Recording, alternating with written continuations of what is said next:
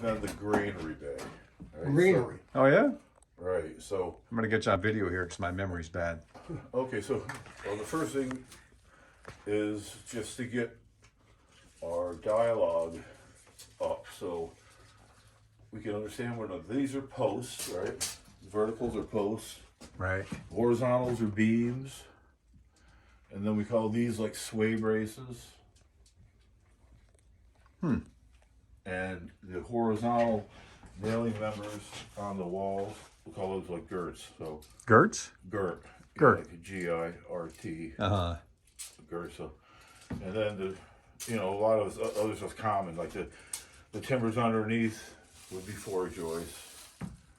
And then the ones that go underneath, there's a sill that goes around the entire frame that the ones that go underneath we call like sleeper beams.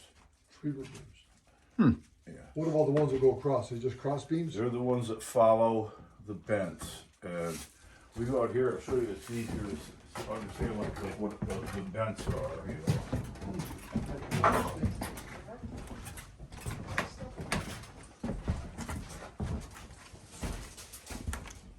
Nothing here. This is just Now, see, I guess you saw that corner up there has got some issues, right? Yeah, oh yeah. Yeah. Like that's what worries us is those, those just up and someday So separating. So you look at this, right? And so this is a bent. There's one system of the posts and the beams and the girts. That's one bent. So when you look at that wall right there, Right. that whole wall with the timbers in this plane right here, that's the bent. All right? And then the space between the bents called bays. So this So they're kind of like compartments, in other words. So, well, it's just, it's the space in between, but then it'll be compartmentalized inside that space. So this is the threshing floor right here. And this is the hay mow side, and this is the granary side. It's a very traditional layout. What year do you They think it put may have hay been up here built? too, though. They used to put hay up here Oh, too as well. sure. Well, I'm sure they stuck use hay- space everywhere, yeah. They'd stick hay every place that they could. When do you think it was built, John? Well, you gotta understand the frame. First, when you look over there and you see that horizontal beam, Yeah. that's kind of just there with nothing above it. But it has the posts going up.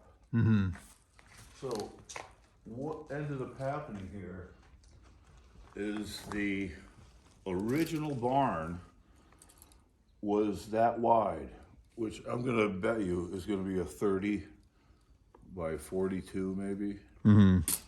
So that was the original frame right there. Oh, well, You know what I'm saying? that long beam is, So right? the barn ended there. All right, now, it's common that the barns were moved in their entirety and put on a foundation. They would roll the whole building onto a foundation so that they could have a basement for more cows. Yeah, we did have cows here, Because right? milk, agriculturally, milk was becoming the dominant cash crop for our region. Okay. So you see that transition in a building like this right here. But the mow boards, so they always had to step over, Yeah. And what kind of wood do you think this is mostly in here? There's a mixture of woods. These hand-hewn tie beams are, they're a hardwood. Right. I'm not quite sure. Like a hickory or something maybe, or? But most everything is hemlock. Hmm. The tie beams, they look like something different. That's something different up there as well. Oh, that's what there. All right, so that's one story. Is however long this building was this size, and when did they make it That size? Yeah, well- it's a pretty substantial thing because they took the entire roof off. Really? The whole roof? Yeah, well, they had to be able to put these back on. So all these right here, all these are new. Okay. So when they got the idea to take and extend that out that way, they had to design these Oh, to fit specifically to the new design. I see. So everything from here up is a new design now. They may have reused timbers, like the top plate may have been reused from the original building, or the original building may very well have just had a single pitch roof, not a hip. Wow. The hip generally came in a lot later, like after the Civil War type thing. But there's another thing that is inherently obvious in this. You see all the rafters here on the Right. side? All the rafters, okay. Okay, look at the Oh, those are all new. dimensionality Yeah, of it. those are all newer wood, right? Nope. If you look at those, look at the dimensions. Remember when I told you how the 2x4s were, skinny and long? Right. Like they'd use a 2x6, and here, instead of using like a 2x8 or something like that, they're using like a 3x4 or a 3x5. And look at the nail marks on those. Yeah, clearly they were maybe used somewhere else. Why do we? Yeah. So they would have been the original rafters on the building. They reused them, but they got enough only to do half. Because you look at that half. Yeah.